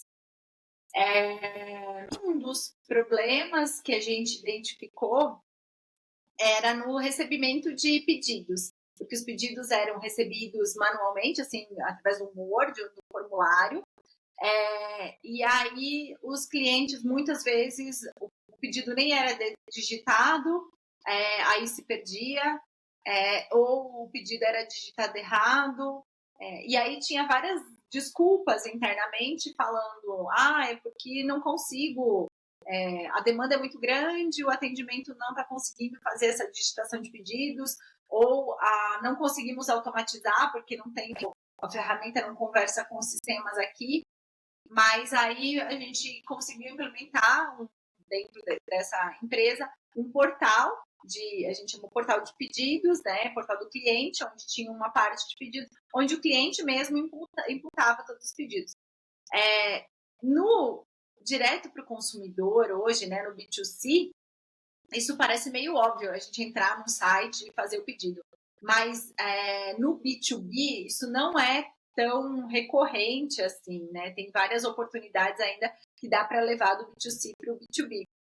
Então, quando a gente fez essa melhoria do portal, a gente viu um aumento de compras.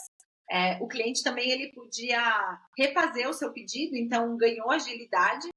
Mas o mais importante, porque tem que ter uma migração também do cliente para esse tipo de ambiente, né? Então, convencer ele foi mostrar os ganhos que ele tinha em ele mesmo fazer esse pedido, ele mesmo conseguir visualizar, sem precisar que uma pessoa interna da organização fosse lá, ficasse dando o status para ele.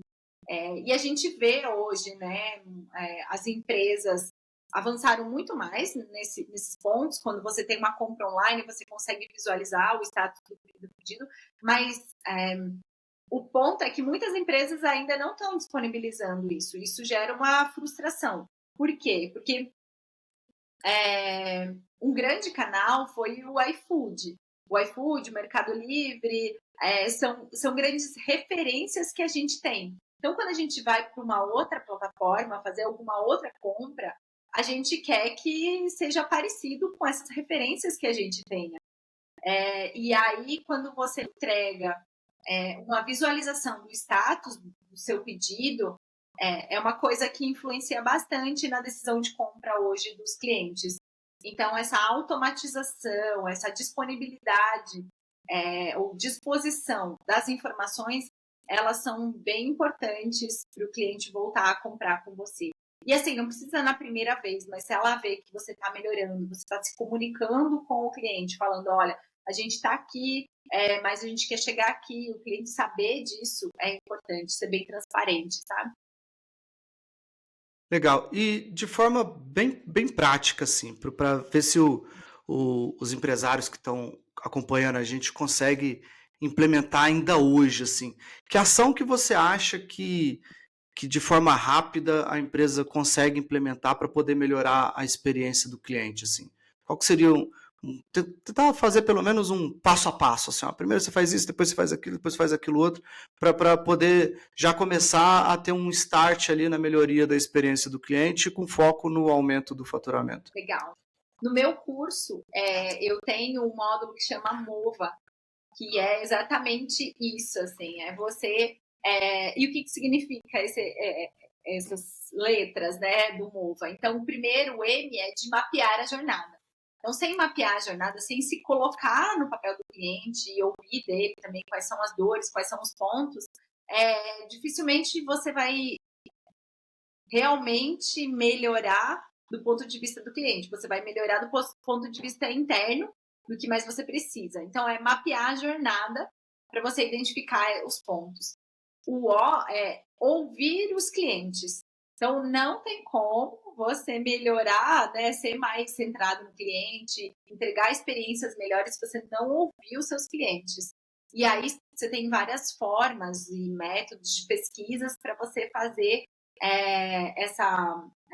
ouvir esses feedbacks. Tem sites, né, como o Reclame Aqui, você não quer estar lá, provavelmente, né, mas, assim, feedbacks nas mídias sociais, enfim, tem várias formas de você ouvir os clientes, mas também ter ações ativas, assim, ter um NPS, ter um CSAT, um CES, outras formas de você conseguir depois mensurar também o quanto você está evoluindo nesses feedbacks dos clientes. Tem o V, então, de você valorizar esse relacionamento do cliente, né, com o cliente, mas também fazer uma valorização, que a gente falou aqui, do produto, do serviço, que é você se diferenciando, criando experiência melhor, você vai criando uma valorização melhor. E o A do MOVA é você agilizar as melhorias e a inovação. Então, seja a inovação de tecnologia com inteligência artificial, ou seja, às vezes, o básico ali de um processo que precisa ser melhorado dentro da organização. Então, não adianta você fazer um mapeamento de jornada, ouvir o que os clientes estão falando, que faz as melhorias internas. Então, você precisa agilizar esses projetos internamente. Então, esses seriam os 4 pontos que eu trago aqui, que dá para agilizar. Nossa, show, show. Então, ó, você que é empresário, se você não anotou, volta um pouquinho aqui no episódio e anota isso tudo aí para você começar a executar isso ainda hoje, no mais tardar amanhã de manhã ali na sua empresa, hein?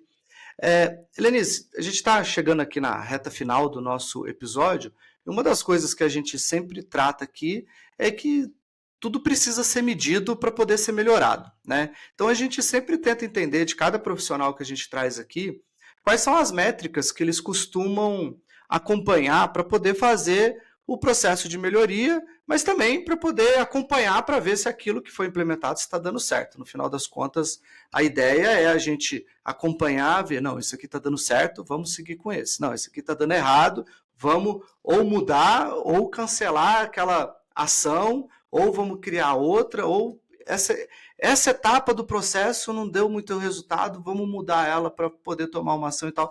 Então, isso tudo a gente só consegue fazer baseado em análise de algumas métricas, né? Quais são as métricas que você acompanha? O que você tira de insight dessas métricas? Fala um pouquinho sobre isso. Bom, não tem como falar de experiência do cliente, se ela está funcionando ou não, se a gente não olhar para o resultado da companhia. Então, se ela está dando prejuízo, mas ela está melhorando, né? Então, ela está cada vez dando menos prejuízo, quer dizer, com certeza tem algo na experiência que está sendo melhorado. Mas se ela está dando lucros excelentes, então, com certeza, ela está entregando uma boa experiência. Então, a gente tem métricas de experiência mais voltada ali, né, tanto para atendimento, mas como para a experiência, mas inicialmente é olhar as métricas financeiras. E aí, quando a gente vai para as métricas de experiência, nós temos algumas, como o LTV, que é o Lifetime Value. A gente tem também, que é o valor que o cliente retorna ao longo do tempo que ele está ali com a empresa. Tem outras métricas, como o NPS, que ele é bem importante, que é o Net Promoter Score, que é para você medir, então, o quanto a empresa é recomendada ou o produto é recomendado. Mas essa métrica, o NPS, por exemplo, ela não pode ser isolada, olhada sozinha. Então, ela pode ter uma melhoria ali, pode ser que os clientes estão te recomendando mais, mas o quanto isso realmente está convertendo em vendas. Então, você sempre tem que olhar em conjunto com outras métricas. Tem o CSAT, que é o Customer Satisfaction, que é o quanto o cliente está satisfeito. E aí você aplica essa métrica em algumas partes da jornada para entender se ele está satisfeito ou não. Então, se ele falar que não está satisfeito, já é um sinal de que precisa estar trabalhando ali, entender por que ele não está satisfeito. Lembrando que essas métricas de pesquisa, elas são de uma amostragem, mas você tem que ter uma amostragem significativa também para você realmente considerar que aquilo é uma realidade da empresa como um todo, né? Tem o churn, que é o churn rate, que é o quanto o cliente churna ou que ele deixa de comprar, são clientes perdidos da organização. Então, você mensurar isso é super interessante, porque você está entendendo, então, por exemplo, está entrando 20 clientes, mas você está perdendo 10 cada vez. Então, né, no fim, você não tem 30, você tem só 10. Então, você sempre tem que ir acompanhando essa taxa, se ela está aumentando, se está diminuindo. O CAC, que você comentou até, que é o custo de aquisição, se esse custo está aumentando ou não. Então, quanto mais assim, a gente precisa gastar com advertising, com marketing, com publicidade, com uma equipe de vendas maior, né? Ou, às vezes, uma equipe de vendas mais qualificada, esse custo, isso é custo para adquirir um cliente. Agora, assim, talvez tudo isso está valendo a pena porque eu estou trazendo faturamento. Tudo bem, por isso que as métricas, você precisa colocar no balance scorecard e avaliar essa conectividade entre as métricas. Mas elas é bem importante, então, você também avaliar. A gente tem também o ROI, que é o retorno sobre investimento, então você executa projetos, executa uma estratégia de customer experience e aí você avalia o quanto isso está trazendo de retorno para a sua organização. Não é uma métrica tão simples de calcular, mas ela com certeza é bem importante para entender essa valorização ao longo do tempo do seu produto e da experiência que você está entregando para os seus clientes. Bom, essas são algumas métricas, mas tem o SES, tem N outras que podem ser aplicadas, aí depende a maturidade da organização, depende o estágio da jornada e o modelo de negócio também. Com certeza. É importante esclarecer que essas métricas, algumas servem para alguns negócios, outras para outros e tal. Então, é importante você entender quais são as métricas para o seu tipo de negócio, né? Então, algumas são para todos, né? Tipo o CAC, todo mundo deveria calcular o CAC, todo mundo deveria calcular o LTV. Então, algumas, todo mundo deveria saber o ROI, né? Que é o retorno sobre investimento em cima de qualquer ação. Investir R$ 1.000 em anúncio no Google. Tá, quanto que isso te retornou? Isso é o ROI. Né? Então, todo mundo deveria saber o ROI de cada coisinha, de cada canal, de cada ação. Então, algumas métricas são métricas mais universais. Outras são métricas mais do negócio específico, do segmento de negócio e tal. E dependendo do segmento de negócio, é a mesma métrica com outro nome. Né? Tipo, às vezes, para o varejo não vai chamar LTV, vai chamar outro nome. Então, pode ter algumas diferenças assim, mas é importante você conhecer todas essas métricas. Helenice, a gente está chegando no final, e sempre no finalzinho a gente pede para o convidado, e eu também acabo dando uma dica mais diretona ao ponto, assim, né? Que você consiga reduzir essa dica ali numa frase, ou talvez numa explanação um pouco mais curta, vamos dizer assim, que às vezes numa frase só, às vezes é difícil, né? Você precisa dar a dica e você precisa dar um contexto da dica ali para poder ficar mais fácil de entender. Então, talvez não consiga, numa frase só, colocar ela. E daí eu queria que você desse sua dica aí para a galera, o que você consegue fazer uma dica de um resumão ali do episódio de hoje. Queria que você falasse um pouquinho. Bacana. Bom, a gente acabou não falando tanto da importância dos colaboradores nessa mudança de cultura e de mindset da organização para olhar para os clientes. Então, uma questão que eu reforço é realmente quando vocês desenharem as suas estratégias, desenhar o propósito, a missão, a visão, ou levar isso para dentro da organização, envolver realmente os colaboradores para que eles façam parte da construção dessas experiências. E aí vocês vão ver que sairá assim, ideias incríveis, e mais que ideias, isso depois precisa virar uma execução surpreendente de como cada um que está ali, que conhece exatamente o que está fazendo, pode contribuir para melhorar a experiência do cliente. E às vezes coisas que alguém com PhD não pensou, né? Mas quem está ali no dia a dia entende um pouco mais as dores do cliente, seja que tem contato ou que não tem tanto contato, mas fazer esses grupos multifocais para alavancar essa cultura dentro da organização, porque a experiência não é feita pela área de experiência do cliente, ela é feita por todos dentro da organização. E isso parte principalmente da liderança, desse incentivo da liderança. É a liderança que vai inspirar muitas pessoas dentro da organização a ter esse olhar mais voltado para o cliente, né? E lembrar sempre, assim, nas reuniões de diretoria, reuniões de conselho, enfim, ou reuniões diárias da equipe, que de alguma forma o cliente está ali presente. Talvez não fisicamente, mas se está discutindo algum projeto, realmente está levando para o cliente. Isso é uma prioridade agora ou não? Então, você começa a mudar toda uma cultura. O outro ponto que eu trago é a personalização. Então, basicamente, está se falando agora que a gente entra numa era, então, da personalização. A gente entende como consumidor que quanto mais personalizado for atendido, mais personalizado é aquele produto. Ou quando chega, né, a gente faz um unboxing aqui da caixa que chegou, aí vem aquele recadinho escrito à mão. Isso está sendo um diferencial numa era de alta tecnologia e que está se falando muito em robotizar, automatizar. No fim, a gente está lidando com seres humanos. E os humanos, eles necessitam desse contato mais humano. Então, essa personalização, não necessariamente ela precisa ser humana, mas a pessoa precisa entender que ela está sendo cuidada. E isso está fazendo um diferencial muito grande para as pessoas se conectarem com a marca e com os produtos.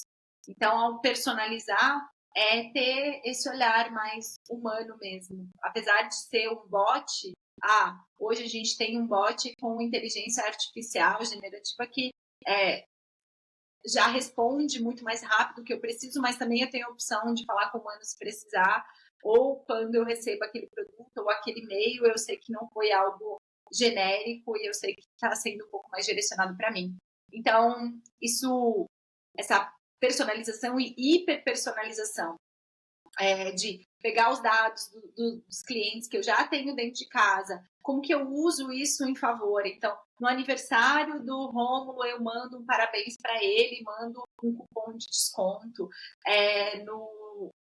Eu sei que talvez o Rômulo vai fazer bodas de alguma coisa, né? E aí eu já mando um presente. O Rômulo tem um pet, e aí eu já também consigo personalizar quando mando o produto, mandar alguma coisa para o pet. Então, assim, esse cuidado, ele se conecta muito com o cliente e faz com que as pessoas em si, o ser humano, seja visto como não só mais qualquer um aqui na sociedade, aquela marca, aquela pessoa se conecta comigo e me entende. Então, acho que esses são os 2 pontos, assim. Legal. A dica que eu tenho vai muito do próprio curso que você falou ali do Customer Loyalty, né, que é a lealdade do cliente. Eu acho, sinceramente, que as empresas poderiam se preocupar um pouquinho mais com esses programas de lealdade ou fidelidade, assumirem para ela o programa, porque quando a gente assume isso, a gente consegue ter uma gestão mais fiel disso tudo, sabe? É que nem empresa que terceiriza a área de vendas, né? A gente sempre fala que a área de vendas é o coração da empresa, né? Se o coração não bate num corpo humano, o humano morre, né? Então, a área de vendas dentro de uma empresa é exatamente a mesma coisa. Quando você terceiriza isso, você está colocando para um terceiro que ele gere demanda, vendas para sua empresa, para que sua empresa sobreviva. É a mesma coisa de você colocar uma pessoa vivendo sobre o auxílio de aparelhos, vamos dizer assim, né? Me perdoe quem tiver numa situação dessa, mas é uma analogia que eu sempre faço, então não sei se eu sou feliz ou infeliz na analogia, mas porque eu sempre acho isso. E daí quando você terceiriza um programa de fidelidade para a pessoa que deveria ser fiel a você assumir essa fidelidade, talvez ela não vai ser tão fiel assim. Então, quando você assume isso, pode ser que você tenha resultados melhores, assumindo que você que tem que comunicar que ela precisa ser fiel a você, que você tem que comunicar que ela acabou de completar 10 pedidos e a próxima pizza dela é grátis. Enfim, que a próxima compra dela ela tem 10% de desconto. Enfim, eu não sei qual que vai ser o prêmio que você vai escolher dentro do seu programa, mas que você comunique isso, que você gerencie isso, mas que você também permita que aquelas pessoas que são mais desconfiadas possam realizar esse gerenciamento próprio também. Então, a minha dica é essa, assim, crie programas de fidelidade que você gerencie, mas também permita que a pessoa faça o gerenciamento, mas você sempre faz a comunicação, porque mesmo aqueles que fazem o gerenciamento, ele pode esquecer, e daí quando ele vê ali que, mas no meu cálculo faltava uma pizza a mais, e daí faltava uma pizza, e eles já, no cálculo deles, eu já ganhei a pizza a mais, então talvez eu tenha esquecido e o deles está certo e tal, e daí isso vai passar uma baita de uma confiabilidade que você não vai ter noção da repercussão que isso vai dar para o seu negócio, tá bom, gente? Então, essa é a dica que eu vou dar.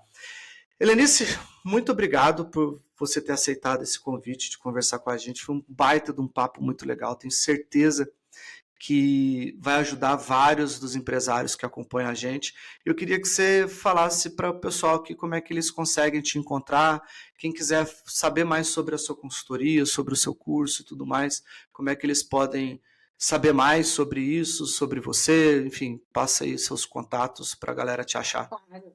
Bom, eu estou no LinkedIn, então Helenice A. Fanes. Também eu estou no Instagram, também Helenice Fanes. Podem me mandar e-mail, helenicefanes@gmail.com. E eu tô aqui para ajudar o seu negócio a faturar mais, a prosperar mais, porque eu sei que é um tema, parece simples, né? Quando se fala, é só fazer uma experiência, mas aplicar no negócio tem sim a sua dificuldade. Pela minha expertise, assim, eu senti, eu consegui aplicar vários projetos, aplico com a consultoria, então eu tenho certeza que eu posso ajudar você. E mesmo você que não queira contratar, às vezes, uma consultoria, mas eu consigo fazer sozinho, mas eu preciso uma guiança, assim, né? Um guia. Eu também posso te mentorar nesse processo. Tenho também o meu curso que está no Hotmart. Então, são esses canais que vocês podem me procurar. Eu estou à disposição, será um prazer. Show! Obrigada Beleza, pelo galera. Então, convite. quem quiser. Prazer. Eu que agradeço. Foi um baita de um papo legal. Tenho certeza que a galera vai curtir muito. E você que está acompanhando a gente, você pode deixar sua pergunta aqui embaixo, tanto no Spotify quanto no YouTube. Pode deixar sua pergunta. Eu recebo todas essas perguntas. A gente olha tudo. Sempre que tem uma pergunta que preciso endereçar o especialista, eu mando ali pelo WhatsApp para o especialista. Quando eu tenho a resposta, eu posto a resposta aqui embaixo também. Então, fique ligado. E lembrando que o Max Talk ele está no ar toda quarta-feira, às 5h30 da tarde.